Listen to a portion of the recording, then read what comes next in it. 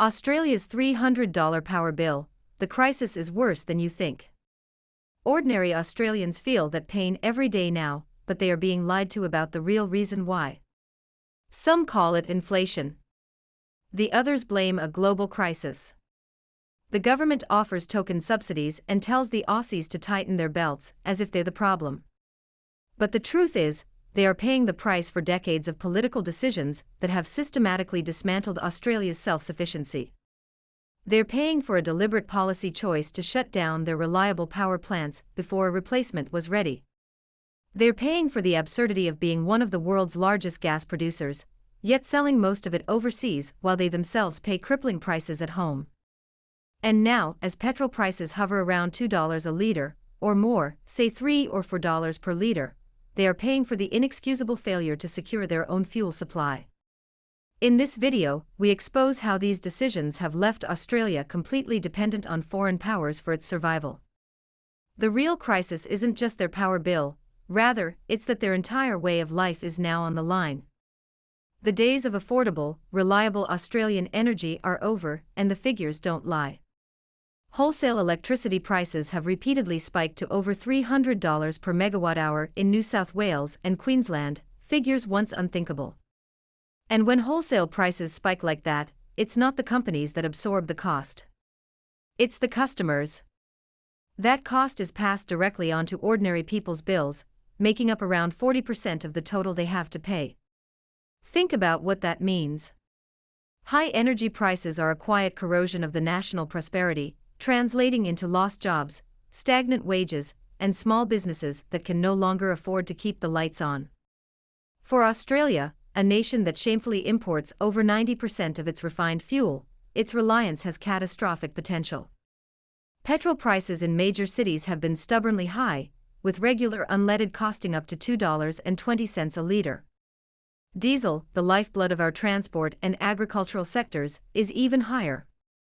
It isn't just an inconvenience but a fundamental attack on the Australian way of life. When it costs a tradie $200 to fill his UTA, that cost is passed on to the customer in the price of his work. When it costs a farmer a fortune in diesel to harvest his crop, that cost is passed on to the register at the supermarket checkout. When a truck driver has to pay double for fuel to deliver goods, every single item on every single shelf in the country gets more expensive. Energy is the master commodity. When energy becomes more expensive, everything else becomes more expensive. It is the truth behind the cost of living crisis. It isn't just about global supply chains. It begins with the cost of a kilowatt and the price of a litre of fuel. And the prices one is paying today are a direct result of a crisis that was engineered right here at home. But here's the uncomfortable truth: the politicians in Canberra won't tell their voters. It was not inevitable. Instead, it was a choice. For decades, a series of governments, both Liberal and Labor, have made decisions that have led the country directly to this cliff edge. It is a story of incompetence, of short-sightedness, and of putting ideology before reality. It begins with Australia's power grid. For half a century, the country was powered by cheap, reliable coal. But driven by climate targets and political pressure, Canberra began shutting them down. Hazelwood in Victoria vanished in 2017. Liddell in New South Wales followed in 2023. And now, Eraring, the largest power station in the country, has had its life extended only because the government privately admits the grid cannot survive without it. The NSW government was forced to sign a deal with Origin Energy to keep the plant running until at least August 2027, offering up to $225 million per year in potential compensation to keep the lights on. The promise was that renewables would seamlessly fill the gap. It was a lie. The transition has been recklessly mismanaged. Australians have been closing the door on reliable baseload power before its replacement has even been built. As a result, the Australian energy market operator has confirmed that without Eraring, NSW would face serious energy reliability risks. When those aging coal plants go down, the grid scrambles for a backup. And that backup is gas. And this is where the policy failure becomes a national scandal. Australia is one of the top 3 exporters of liquefied natural gas in the world, more than enough to power the entire nation. Yet, thanks to a catastrophic failure of political foresight, the country has no domestic gas reservation policy on the East Coast. Instead, multinational corporations are allowed to extract Australia's gas and sell it on the international market, primarily to Asia. That leaves Australian homes and businesses competing for the leftovers, forced to pay international prices for a resource that sits right under their feet. It is a little like Canada, which has abundant oil but forces Canadians to buy gasoline and diesel at international prices at gas stations. Before 2015, Australia's domestic gas was around $3 to $5 a gigajoule.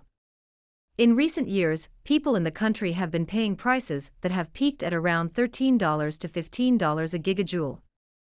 And because of how the market works, expensive gas power often sets the wholesale price for all electricity, even though it provides only a fraction of the total power. Put it simple. A resource the country owns, extracted locally, is sold overseas, and the people in the country are then forced to buy it back at an extortionate global price, which dictates the cost of their power bills. It is, as some experts have labeled it, an act of national self-sabotage. It is a policy that has enriched foreign-owned corporations at the direct expense of the Australian people.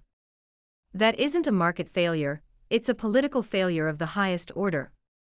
But what if the power bill is just a symptom of a much deeper crisis? The incompetence that created Australia's energy price crisis has also created a far more dangerous one: the collapse of its national sovereignty. The government has willingly dismantled Australia's self-sufficiency and handed the keys to its survival to foreign powers. The most glaring example is its fuel security. Or rather, the complete lack of it. A decade of inexcusable failures saw Australia close one oil refinery after another. It went from being a nation that could produce its own petrol and diesel to one that is now over 90% dependent on refined fuel imports. Australians are now completely reliant on a fragile maritime supply chain that stretches thousands of kilometers across contested waters. And that fragile chain is always at risk. A conflict in a major shipping lane like the Strait of Hormuz could send a shockwave through the global oil market. Most people assume this is a Middle East problem. For Australia, it is an existential threat. Its fuel doesn't come directly from the Middle East. It comes from massive refineries in Singapore, South Korea, and across Asia. But where do those refineries get their crude oil from? Much of it comes from the Middle East and travels through the Strait of Hormuz. Any blockade means less crude oil reaching the suppliers. Australia is at the end of a very long whip which is cracking. The country has no resilience, no backup plan. As one analyst bluntly put it, especially exposed. But the dependency doesn't end there. Even as the fossil fuel system collapses under the weight of its reliance on foreign energy, the nation is running headfirst into a new dependency, a green dependency orchestrated by Beijing. The Australian government is pushing ahead with its transition plan, underwriting billions of dollars in renewable energy projects through the Capacity Investment Scheme. But where are the components for this transition coming from? Over 80% of the solar panels are made in China. And for the batteries required for energy storage, the wind turbines, and the rare earth minerals, they are all dominated by Chinese supply chains. Australia is swapping a dependency on foreign oil for a dependency on Chinese manufacturing. And it gets worse. Political correctness drags the country further down the hill. Security experts have sounded an alarm, pointing out that if the Chinese government owns a company, it can be controlled by the Chinese government. The potential for a foreign strategic competitor to gain remote access to and influence a critical part of Australia's national power grid is a national security nightmare. Australia has paid a Chinese company tons of money to end a lease of the port near a US base. How much is the Australian government willing to pay for the control of its national power grid? Australia has a population of roughly 25 million, less than 2% of the Chinese population, and smaller than that of Shanghai, a Chinese city. Still, it treats China as a strategic rival rather than making good friends with Beijing. So let's tie this all together. The high power bills, the pain at the petrol pump, the rising cost of everything, these are not the crisis. They are the symptoms. They are the warning lights on the dashboard of a nation that has lost control. The true cost of decades of political failure is not measured in dollars and cents on the bill. The true cost is the loss of its sovereignty to a so-called democracy thousands of miles away that promised to deter Beijing but cannot conquer Tehran. The Aussies have engineered a situation where their economy is vulnerable to being held hostage by a conflict thousands of kilometers away. The politicians will never admit this. They will continue to talk about global pressures and offer meaningless rebates, and hype up the so-called political correctness. They will blame the oil companies, they will blame global events, they will blame anyone but themselves. But the blame lies squarely in Canberra. It lies with every government that failed to secure the gas supply.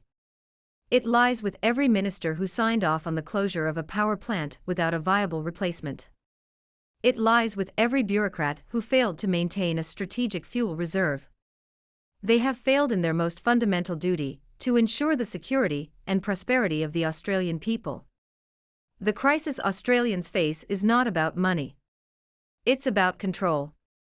It's about whether Australia will be a sovereign, independent nation capable of providing for its citizens, or a dependent state, forever at the mercy of foreign powers and global shocks.